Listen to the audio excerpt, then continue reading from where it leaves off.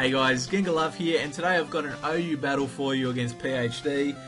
You might remember him from the UU battle I had about a week ago. If you haven't seen that battle, make sure you go check it out, because in my opinion, it was a pretty epic battle, if I do say so myself, and one I really enjoyed, so make sure you go check that out. And of course, go check his channel out. You know, I've said it before, I'll say it again, this guy plays with hyper offensive teams, and you know, he's really entertaining.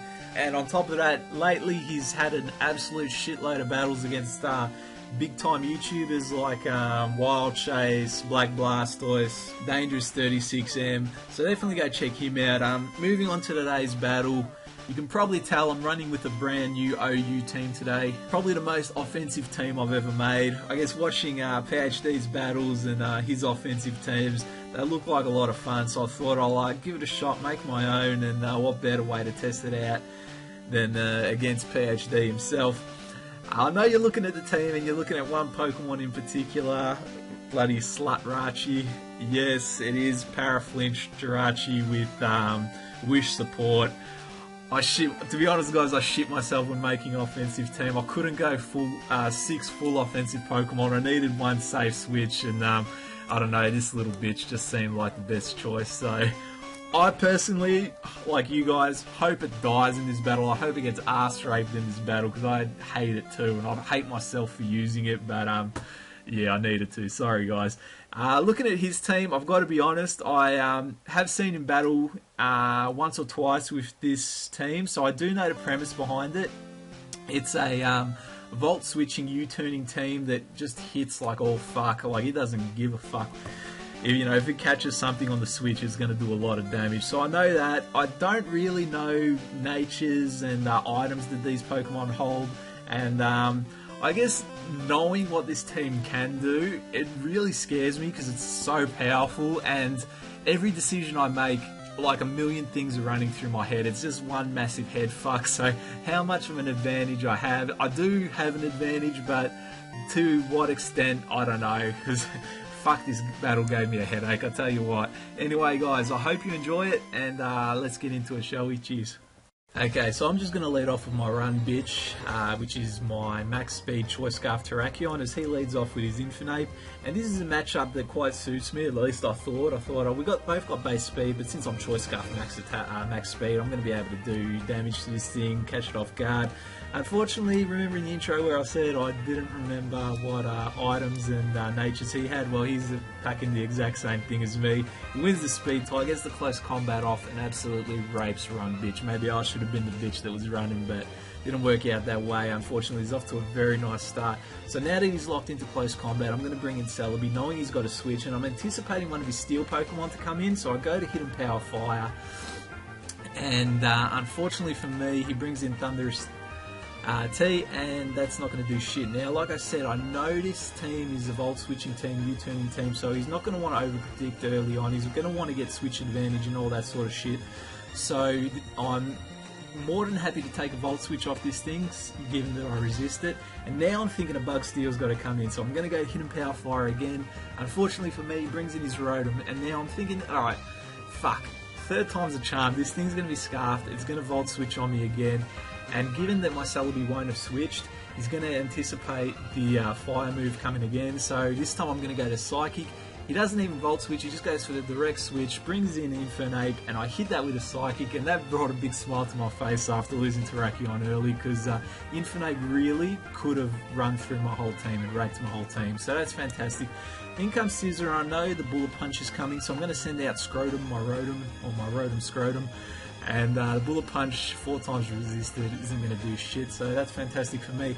Now, knowing that his Scizor's got to switch out here, and that Thundurus has been his main switch in, given that he's probably going to expect the Volt switch and Thundurus is also the only thing that's going to resist it, I'm going to go for the Hidden Power Ice. Thundurus comes in, my eyes light up, I've got a big smile on my face, I'm thinking, I'm modest, you're fucking dead.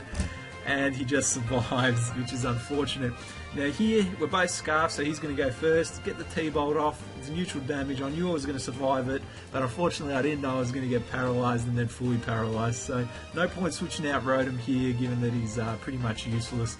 I'm just going to take another Thunderbolt to my Scrotum, and that's no good at all. So I'm going to bring in Celebi here, knowing that I can resist a T-Bolt and finish this thing off. Lucky for me, he doesn't switch out, so it means I am going to be able to kill this Thunderous, which is great because this thing's been a pain in my ass all battle so far, and I can imagine going forward it will be. I go get a Giga Drain to try and negate some of the Life Orb recall I was going to cop, but as you can see, it doesn't work out too well for me. In comes Scizor. Now, given that I switched last time, I'm actually going to anticipate him to not go to Bullet Punch in the U-turn, so I stay in, go to Hidden Power Fire. I think I've got nothing to lose. Celebi's almost dead, and he actually makes a double switch here, goes into his Rotom and, you know, resists that quite nicely. But here I'm thinking, alright, this thing's scarfed, he's going to Volt Switch. I might as well just go into my especially defensive, super bulky, slut-faced Jirachi to cop that. But he actually makes a third switch in a row here, brings in Fortress. Now I know this thing's going to start setting up, so the only chance I have of using Celebi again is to bring it in now. And I'm actually thinking he's not going to want to lose his Fortress for nothing here, so he's going to switch. I'm going to go to Giga Drain, and hopefully that whatever comes in, I'm going to hit it hard enough to get back enough life so that I won't die to recoil damage. He doesn't actually switch, he stays in and sets up a layer of spikes, which isn't the end of the world for me because I do survive the Life Orb recoil, and since I've broken Sturdy now, I can finish this thing off with a Hidden Power Fire.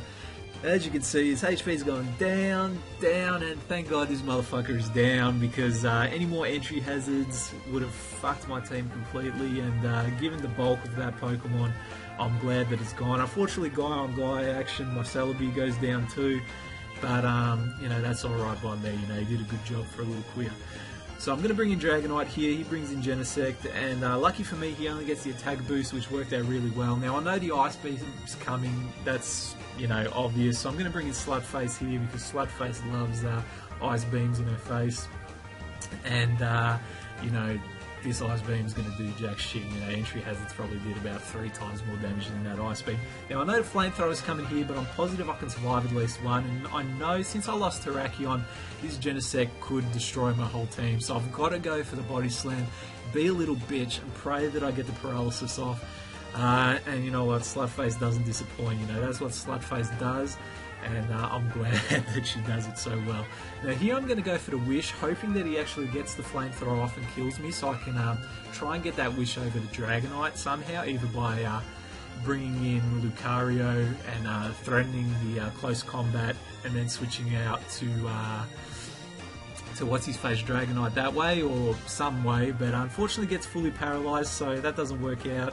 I'm just going to take the time to Iron Head it in case he wants to stay in and, you know, get the Flamethrower off on me. Unfortunately for that, for me, he goes out to Scizor. I'm able to get my Wish off.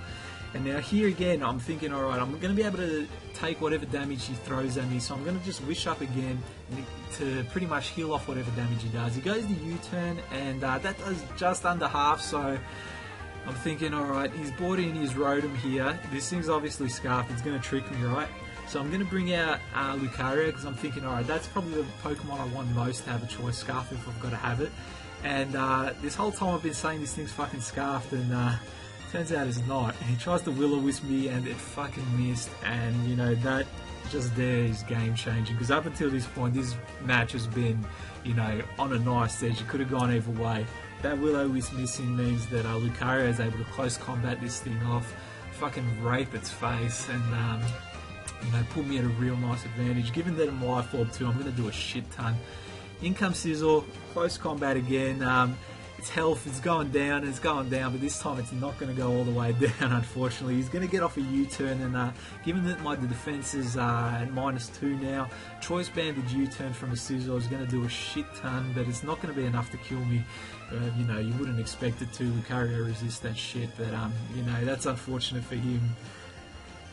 In comes Genesect, and given that he's paralyzed, you know, I don't care about that special attack raise that he gets, because I'm just going to go to close combat and finish this thing off, which is fantastic. But I tell you what, going back to that Will-O-Wisp miss, that pretty much ruined what was heading to be another epic battle, because up until that stage it was 3-3, could have gone either way. You know, possibly I was just a little bit ahead because of the paralysis on Genesect, but fuck, I mean, you know, that's hacks. Hacks can ruin great games sometimes. So I'm going to finish off his Scizor, and, you know, that's going to be a win for me. And, you know, PhD is another great game, man, another close one, but you know, I just got to be lucky this time. So, guys, go check out PhD. He's top guy, top battler, and like I said, he's getting battles against big YouTubers, and you know, I guess he's putting them in their place too. He's absolutely raping them. So, go check out his shit. I guarantee you'll enjoy it. So, until next time, guys, take it easy. Cheers.